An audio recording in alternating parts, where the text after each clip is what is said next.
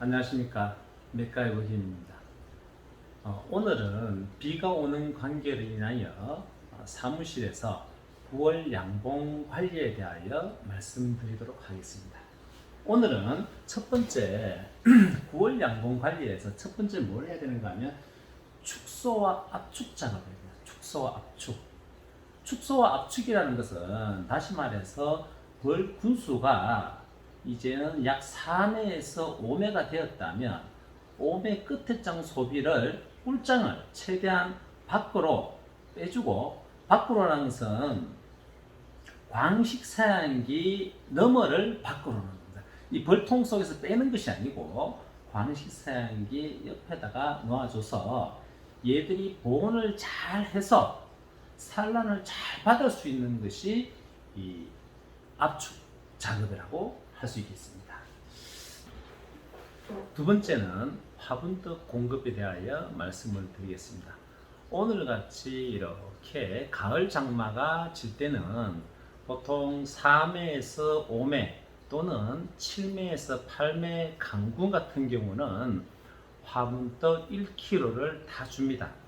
하지만 이 가을 장마가 찌기보다는 이 햇빛이 좀 있고 우리 봉이들이 화분을 좀 가지고 올 수 있는 날씨가 따뜻하게 이루어질 때는 화분떡을 저 같은 경우는 반장 정도로 올려줘서 이 가지고 오는 그와 그 다음에 제가 직접 화분떡을 공급하는 양을 맞추어서 화분떡 절감을 가지고 옵니다.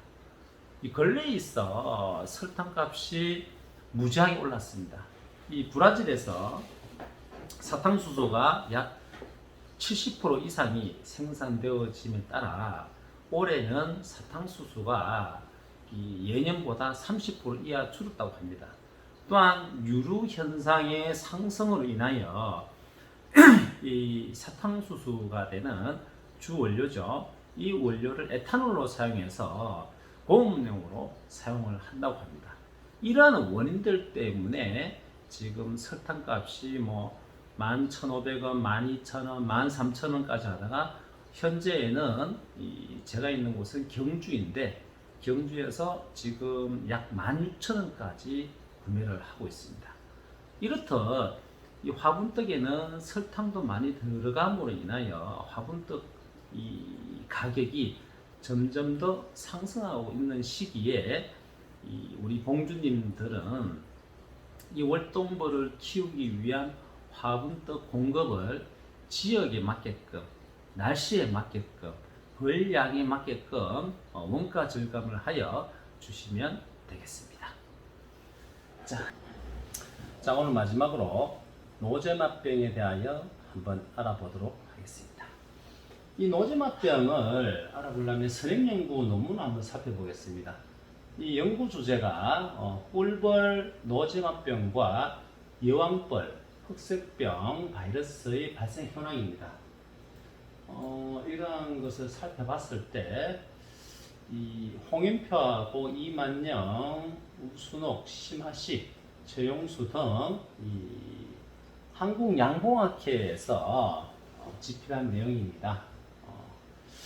이 내용을 살펴봤을 때 한번 봅시다. 노제맛병은 외부 환경에서 정식하는 세균이나 곰팡이 병원균과는 달리 노제마 병원균의 정식은 꿀벌의 체내에서만 가능하다. 꿀벌이 노제마 포자에 감염된 화분, 울, 물 등을 섭취하면서 꿀벌의 중장에서 포자가 급격히 정식하여 노제마병이 발생한다고 되어 있습니다. 이는 우리가 꿀벌 노제마는 일벌이나 또는 여왕벌, 숫벌 등의 성충벌에 감염되어 만성질병을 일으키나 증상은 비교적 경미하다고 합니다. 그러나 이 만성질환병이라도 병원균의 밀도가 높아지면 꿀벌의 활동력이 떨어지며 꿀과 화분의 수집 능력이 저하되며 약 수명이 30% 정도가 단축된다고 합니다. 이 수명이 단축된다고 한다면 9월이나 10월에 월동벌을 키우는데 문제가 생길 것으로 생각됩니다. 이 노제마병은 이 연구 논문을 살펴봤을 때 60년대 후반에 이 노제마병이 우리나라에서 처음으로 보고되었다고 합니다. 또한 이러한 연구에 의해서 우리가 결과치를 본다면 이분이 2013년도에 선행 연구에서 이 아카시아 개화기 때 이 16개의 표본 양봉 농가를 찾아서 이 노제마병을 실험을 했는데 16개의 농가에서 15개의 농가가 노제마에 걸려서 문제가 발병이 되었고, 또 이후에 연구를 살펴보자면 우리나라는 약 한 80% 정도가 이 농가에서 이 노제마병을 앓고 있는데도 불구하고 그냥 방치를 하고 있는 상태라고 보고되고 있습니다. 자, 그렇다면 이러한 노제마병을 다른 연구에서는 어떻게 무엇을 의해서 이렇게 되어지는지에 대하여 한번 또 살펴보도록 하겠습니다. 봄, 가을 노제마병 반드시 점검하자 이렇게 되어 있죠. 이 노제마라는 것은 언제 이 선행 연구를 살펴봤을 때 봄 또는 가을에 이러한 노제마병이 생긴다고 보고되고 있습니다. 결과적으로 봄, 가을이라면 이 봄에는 3월 달에 이 후미딜리로 방제를 해야 될 것이고, 가을이라 한다면 이제 9월 달에 이 노제마병을 방제를 할 시기라고 이 선행 연구에서는 밝혀내고 있습니다. 자, 그렇다면 노제마병은 봉판에 반점이 많은 구멍들, 땅에 떨어져 있는 넓고 죽음들, 또 시체들이 고소비 등에서 양봉가들이 벌통을 매금할 때 반드시 살펴보지 않으면 안 된다 라고 되어 있고요. 이 노제마병은 유충이 아니고 어른벌, 즉 일벌들의 질병인데 이 단점은 진단하기가 좀 어렵다. 왜냐하면 증상들이 서로 비슷하고 좀 다른 요소가 비슷하기 때문에 노제마병은 치명적이고 이 늙은 벌 또는 농약 중독 현상, 찐득이 현상과 비슷하다고 연구 보고되고 있습니다. 사실 이 노제마병은 너무나 심각한 병이지만 정확히 진단만 된다면 치유가 된다고 보고되고 있습니다. 노제마병은 원충류인 노제마 아피센트로 인해 발병하는데 전 세계에서 가장 많이 번져 있는 일벌들의 질환이라고 보고되고 있습니다. 벌의 마비병, 기아, 농약 중독 및 설사병과 같은 일벌들에게 영향을 주는 그 외의 다른 상태들과 흔히 혼동되기는 하지만 노제마 증세는 이 날개들이 뒤틀리고 정사 위치가 배가 팽창되고 이 사람한테 쏘지 않고 벌들이 벌통 주위와 풀밭을 기어다니는 현상들이 포함된다고 합니다. 이러한 노제마 증후군은 동절기의 사망, 봄의 숫자 감소, 여왕벌의 자연 교체, 그리고 꿀 생산의 지대한 감소를 초래한다고 되어 있습니다. 노제마병에 걸린 벌들은 이 벌들이 떠는 현상 경향이 있는데, 마비병에 걸린 벌들이 마비증이 뇌와 다른 기관을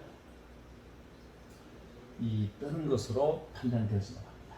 노제마병은 가을과 늦봄에 가장 흔하게 찾아볼 수 있는데, 벌들 속에서 노제마 포자가 발육하는 일은 벌통 내 산란권의 온도와 관련이 있기 때문이다. 겨울에 벌통 내의 온도가 떨어지면 벌의 속의 포자는 서서히 발육을 하고 이 유충 번식이 시작되고 벌통 내의 온도가 올라가면 벌들의 신진대사가 증가하여 포자도 왕성하게 발육된다고 합니다. 노제마 포자들은 타원형이며 400배로 확대하지 않고는 볼 수가 없다고 합니다.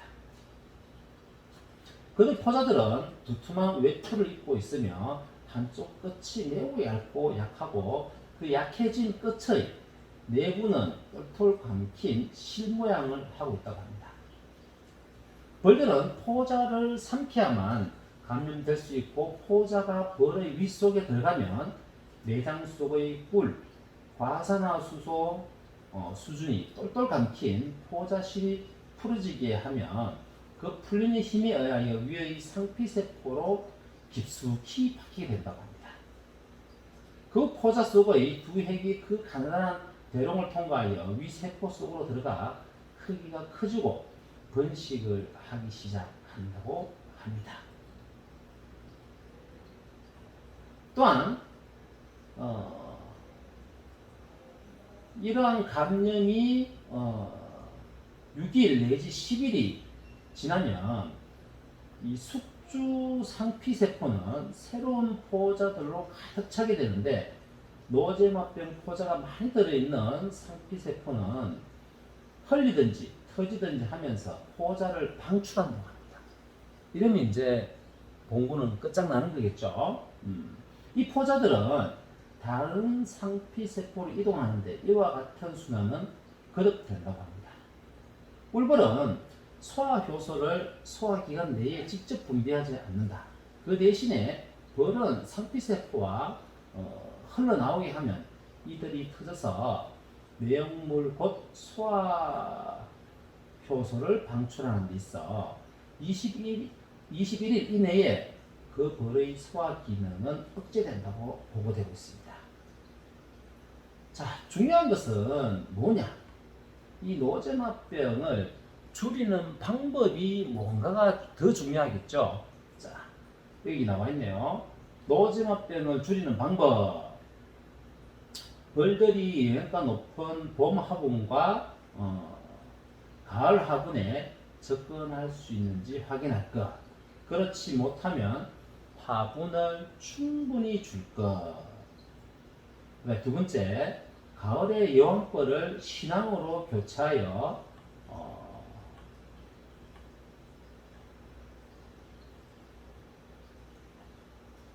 줄 것 되어 있네요.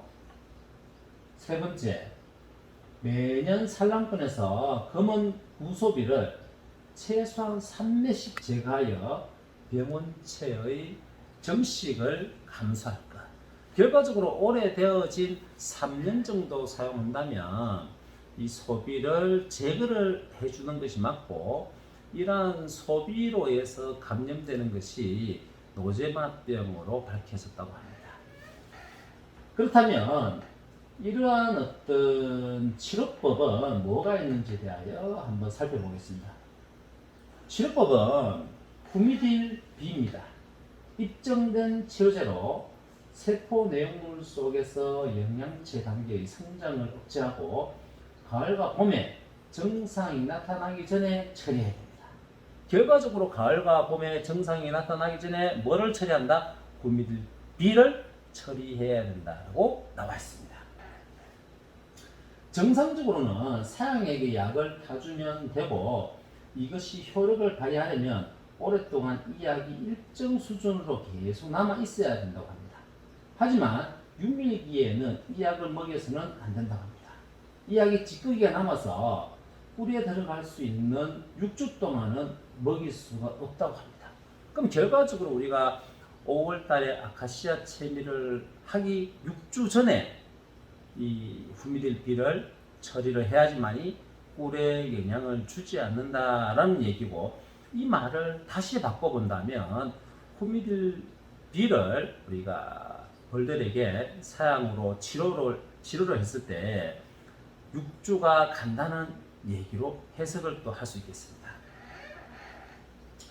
다음은 환절기가 잘 되는 양봉장을 선택해야 되고 적어도 하루에 3시간 정도 햇볕을 쬐이며 벌들이 날아다니는 것을 허용하면서 따뜻하고 보호된 환경에서 월동을 놔야 된다고 하고 있습니다. 그리고 마지막으로 고온소득, 번식용 소비를 더운 방 49도 그 이상을 초과하지 말 것. 24시간 동안 저장하여 이 포자를 죽여야지 된다고 합니다. 그렇다면 노제마의 특징에 대하여 말씀드리도록 하겠습니다. 이 노제마병의 그런 특징은 일벌 수명이 약 20에서 40% 단축된다고 합니다. 두 번째, 유충을 잘 기르지 않는다고 합니다.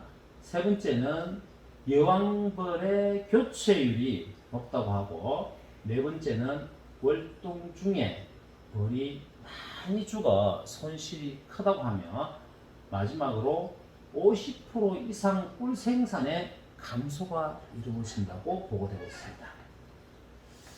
자, 그러면 이 노제마병을 방지하기 위해서 후미딘피를 우리가 섞어야 되는데, 그 섞는 방법과 이러한 방법들은 현장에서 한번 여러분들에게 소개하고자 합니다.